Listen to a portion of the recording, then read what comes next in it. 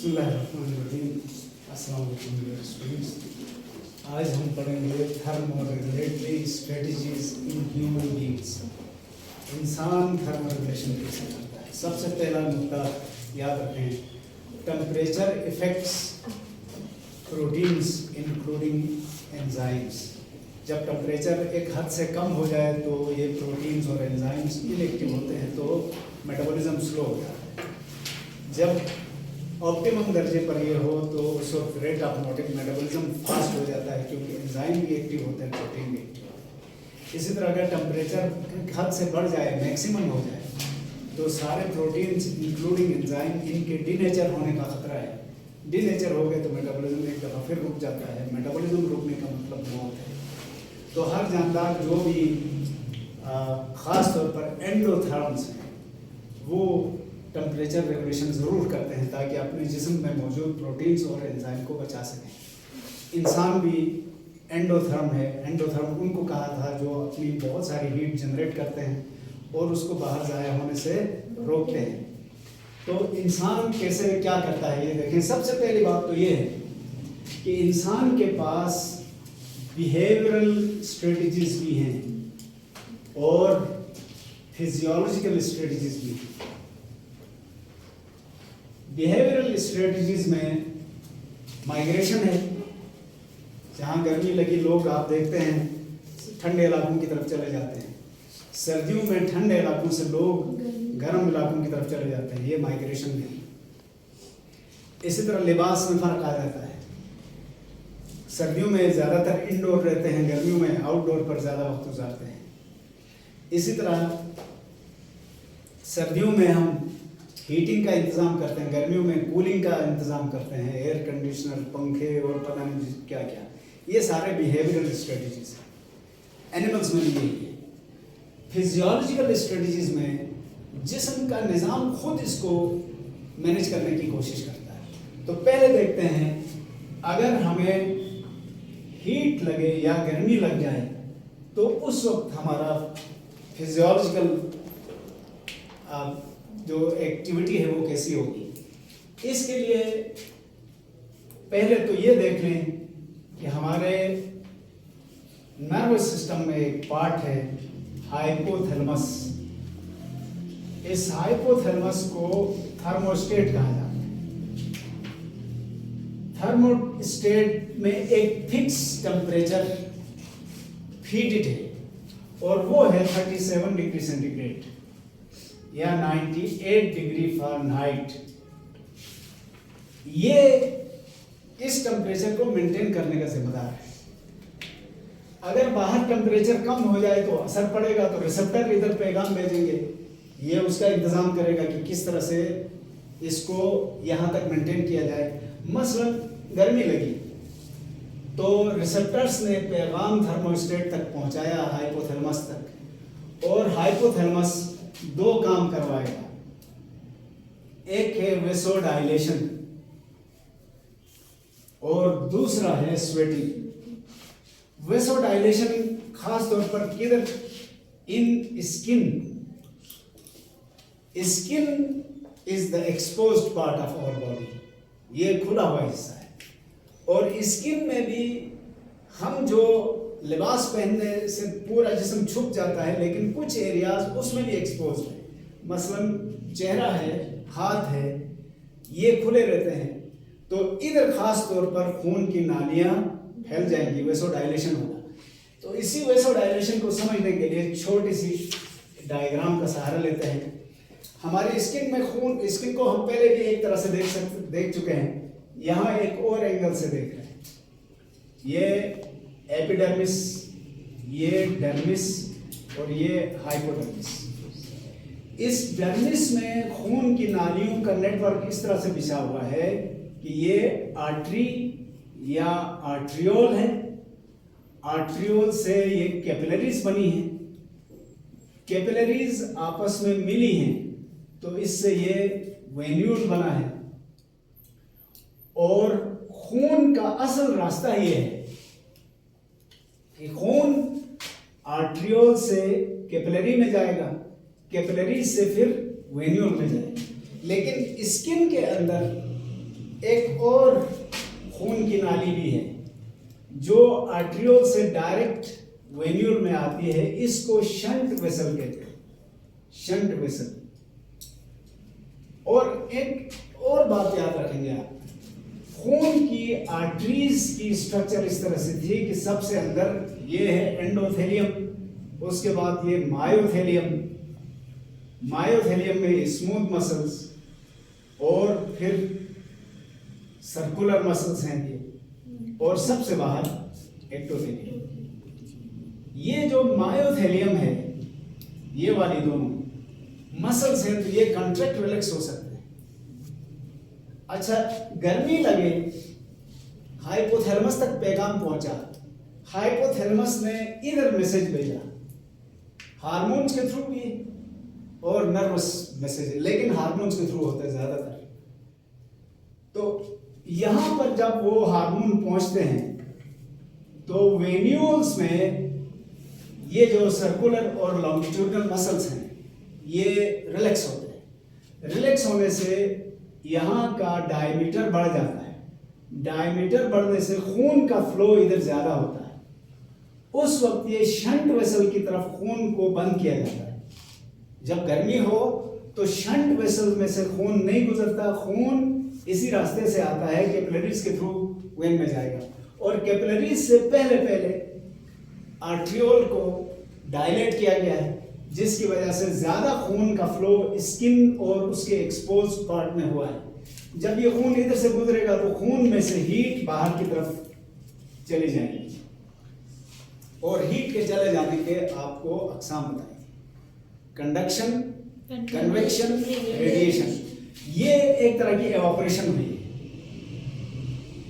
Convection हुई है, और इसका मतलब ये है कि जो खून इधर आर्टरीज में आ रहा था वो गर्म था, यहां उसने बहुत सारी हीट लूज करके जब वो दूसरी तरफ वेन में आया तो काफी ठंडा होके आ चुका था।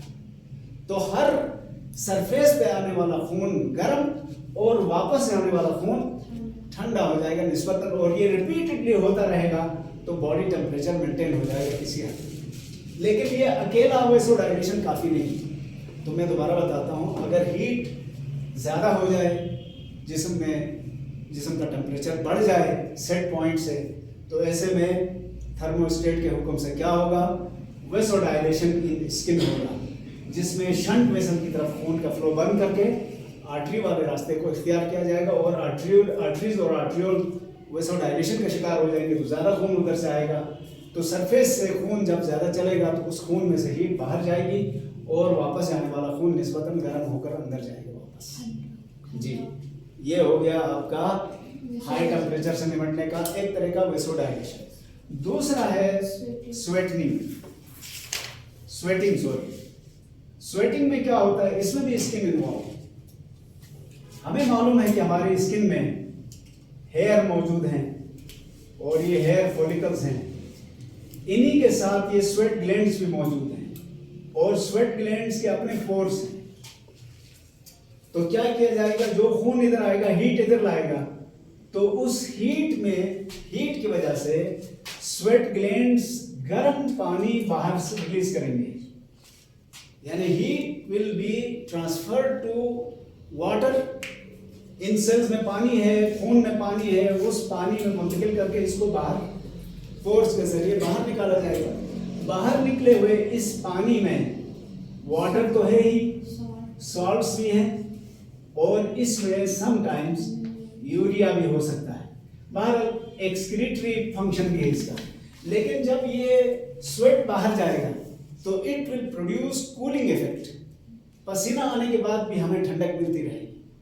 तो ये था फिजियोलॉजिकल एक्टिविटी हाई टेम्परेचर से निपटने के लिए। अगर टेम्परेचर लो हो जाए तो क्या होगा, अगेन मैंने आपको फिर बताया, एक तो बिहेवियरल स्ट्रेटजीज हैं, दूसरा फिजियोलॉजिकल स्ट्रेटजीज हैं। जिस्म का टेम्परेचर कम होने की सूरत में फिजियोलॉजिकल जो एक्टिविटीज होंगी वो 4 हैं। पहली है शिवरिंग। शिवरिंग थर्मोजेनेसिस कहते हैं। ये 2 अलग अलग बातें हैं, इनको समझो। थर्मोजेनेसिस का मतलब है टू प्रोड्यूस हीट। हीट कैसे प्रोड्यूस की जाती है, मेटाबॉलिज्म से। ये जहन में रखें, C6H12O6 plus O2 is equal to CO2 plus H2O plus energy. इस एनर्जी में ATP भी बनता है, हीट भी बनती है, और यही वो हीट है जो थर्मोजेनेसिस कहलाती है, मेटाबॉलिक हीट। तो एंडोथर्म होने की वजह से हमारे जिस्म में मेटाबॉलिज्म रेट बहुत हाई है, इसलिए a lot of metabolic heat produce होती है। अब शिवरिंग थर्मोजेनेसिस में क्या होता है? अच्छा, एक और चीज, सबसे ज्यादा मेटाबॉलिज्म हमारे जिस्म के कौन से सेल्स में होगा? मसल्स। मसल्स ने पूरे जिस्म में सबसे ज्यादा काम करना है, इसलिए मसल में मेटाबॉलिज्म हाई होती है। अब सर्दी लगने से क्या होगा? मसल अगर काम नहीं भी कर रहे हो, पहली बात तो ये है कि आप चलते रहें, कोई फुटबॉल खेलते रहें, कोई और हैवी एक्सरसाइज करेंगे तो आपको सर्दी लगेगी नहीं। सर्दी लगती है आराम से बैठने से, आराम से बैठे हुए सर्दी लगी, मसल को आप यूज नहीं कर रहे हैं। तो अब ये जो हाइपोथर्मस है, उसके कहने पर ये मसल्स बिला वजह कंट्रैक्ट रिलैक्स होना शुरू हो जाएंगे। इसी को शिवरिंग थर्मोजेनेसिस कहते हैं। जब बिला वजह कंट्रैक्ट रिलैक्स हो रहे हैं तो कंट्रैक्शन रिलैक्सेशन में तो मेटाबॉलिज्म की जरूरत होगी, मेटाबॉलिज्म होगी तो हीट प्रोड्यूस होगी, इससे आपका टेम्परेचर बढ़ना शुरू हो जाएगा। लेकिन इसमें याद रखने वाली बात यह है, ये शिवरिंग तकरीबन आखिरी ऑप्शन है। जब टेम्परेचर बहुत नीचे आ जाए, उससे नीचे जाना खतरनाक हो, तब ये शिवरिंग होती है। और ये शिवरिंग उस टेम्परेचर को उससे मजीद नीचे नहीं जाने देती, लेकिन इससे बढ़ता नहीं है टेम्परेचर। मैं एक और बात कहना चाह रहा हूँ, असल में कभी आपको कपकपाहट के बाद गर्मी नहीं लगी होगी। मैं सिर्फ ये कह रहा हूं कि ये इस हद तक हीट प्रोड्यूस करती है इससे कि मजीद टेम्परेचर नीचे ना जाए। बढ़ तो वैसे भी नहीं रहा है, लेकिन एक कोशिश तो है कि टेम्परेचर को उस डेंजरस लेवल से नीचे जाने नहीं दिया जाए। ठीक हो गया, artificial contraction relaxation of muscles. दूसरा है वेसो कंस्ट्रिक्शन। ये सबसे पहले होने वाला काम है। वेसो कंस्ट्रिक्शन में क्या होता है? जो ही सर्दी लगती है तो इधर जरा तवज्जो करें, स्किन में खून की सप्लाई थी, मैंने कहा था ना कि यहाँ से आर्टरीज से आर्ट्रियोल, आर्ट्रियोल से कैपिलरीज से होते हुए वेन से आएगा। इस केस में यहाँ मसल्स जो खून की नालियां थी, आर्ट्रियोल्स, इनको कंस्ट्रिक्ट किया जाएगा। कंस्ट्रिक्ट होने से खून सुपरफिशियल जो कैपिलरीज थी उधर कम जाएगा, शंट वेसल के थ्रू इधर ही आएगा, अंदर ही अंदर घूमता रहेगा। लिहाजा खून के जरिए जिस हीट के जाया होने का चांस था वो रुक गया। मेरी बात समझ में आएगी नहीं? दोबारा सुने, खून का असल रास्ता क्या था? यहां से उधर जाकर नीचे आना था, वो ज्यादा सुपरफिशियल है, तो वहां से हीट के जाया होने का चांस ज्यादा है। यहां वेसो कंस्ट्रिक्शन की गई, आर्ट्रियोल्स के मसल्स को कंस्ट्रिक्ट करके खून का फ्लो कैपिलरीज की तरफ कम और शंट वेसल के थ्रू ज्यादा कर दिया गया, तो यहां से डायरेक्ट वेन में गया और अंदर ही अंदर घूमता रहा खून। लिहाजा ऐसी सूरत में हमारी सरफेस की स्किन ड्राई हो जाएगी, खुश्क हो जाएगी, और खुश्क होने का मतलब ये है कि खून का फ्लो स्किन की तरफ कम हो गया है, अंदर ही अंदर घूम रहा है और टेम्परेचर को अंदर मेंटेन किया जा रहा है, उसको लॉस्ट होने नहीं दिया जा रहा। ठीक हो गया। अब तीसरा है पाइलो इरेक्शन। पाइलो इरेक्शन को गूज बम्प भी कहा जाता है। गूज बम्प ये भी स्किन की एक टेक्निक है। इसमें क्या होता है, जब सर्दी लगे तो हमारे जिस्म पर बाल है, ये याद रखना। हमारा पूरा जिस्म सिर्फ पाम, सोल और लिप्स के अलावा पूरे जिस्म में बाल है। अलबत्ता सर में, दाढ़ी के, मूंछों के ये बड़े बाल हैं, बाकी छोटे बाल हैं। वो सारे बाल जब सर्दी लगती है तो यूं खड़े हो जाते हैं। इन बालों के खड़े होने को पाइलो इरेक्शन या गूज बम्प कहते हैं। जब सारे बाल खड़े हो जाएंगे तो क्या होगा? एयर यहां ड्रेप हो जाएगी, स्टिल एयर कहेंगे इसको। Still air is draped. ये स्टिल एयर इंसुलेटर का काम करेगी और अंदर से आने वाली हीट को बाहर जाने नहीं देगी। तो यानी ये भी हीट कंजर्वेशन की एक कोशिश है। यहाँ हीट प्रोडक्शन नहीं हो रही, शिवरिंग थर्मोजेनेसिस में हीट प्रोड्यूस की जा रही है। वेसोडाइलेशन और पाइलो इरेक्शन ये दोनों कंजर्वेशन ऑफ हीट है, प्रोडक्शन ऑफ हीट नहीं है। जो हीट है उसको जाया होने से रोका जाता है। इसके बाद इंक्रीज मेटाबॉलिक रेट, ये थर्मोजेनेसिस। चौथा जो हुआ है इंक्रीज्ड मेटाबॉलिक रेट, अंदर मेटाबॉलिज्म तेज हो जाएगी, ये हार्मोन के थ्रू होगा। जैसे थायरोक्सिन है, उसकी क्वांटिटी बढ़ेगी तो वो बेसिक मेटाबॉलिज्म को बढ़ा देगा, जिसकी वजह से ये रिएक्शन होगा तो बहुत सारी हीट प्रोड्यूस होगी और इस तरह से हम सख्त सर्दी से बचने की कोशिश करेंगे। तो इसका मतलब ये इस काम के लिए पहली शर्त ये है कि खुराक जिस्म में मौजूद हो, डाइजेस्टेड फूड हो, दूसरा ऑक्सीजन की सप्लाई हो। फिर ये मुमकिन है कि मेटाबॉलिक रेट को बढ़ा दिया गया, जिसके नतीजे में हीट बढ़ी और टेम्परेचर को मजीद लूज होने से बचाया गया। तो इसके साथ ही ये जो थर्मल रेगुलेशन इन ह्यूमंस था ये कंप्लीट हो गया। अब हमारा अगला टॉपिक है होमियोस्टेसिस। सबसे पहले ये याद रखें, होमियोस्टेसिस का मतलब समझने से पहले हमें अपने माहौल पर एक नजर डालनी पड़ेगी।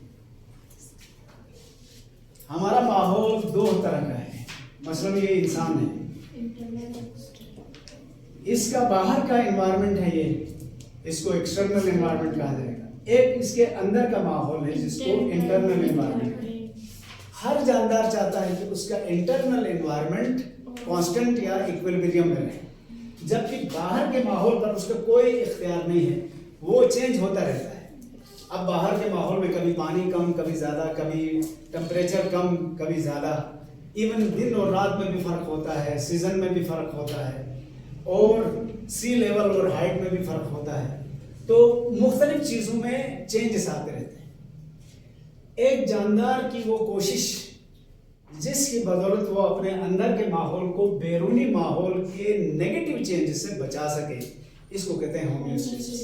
The ability of an organism to protect its internal environment from the harms of fluctuations in external environment. बैरूनी माहौल में होने वाली तब्दीलियों के मुज़िर असरात से अंदरूनी माहौल को बचाना होमियोस्टेसिस कहलाता है। इस होमियोस्टेसिस के 3 पार्ट्स हैं, एक थर्मोरेगुलेशन है, एक ऑस्मोरेगुलेशन है, एक एक्सक्रीशन है। एक्सक्रीशन हम बहुत पहले पढ़ चुके हैं, थर्मोरेगुलेशन अभी पढ़ चुके हैं, और यहाँ से आगे हम कोशिश करेंगे ऑस्मोरेगुलेशन पढ़ें। ठीक हो गया।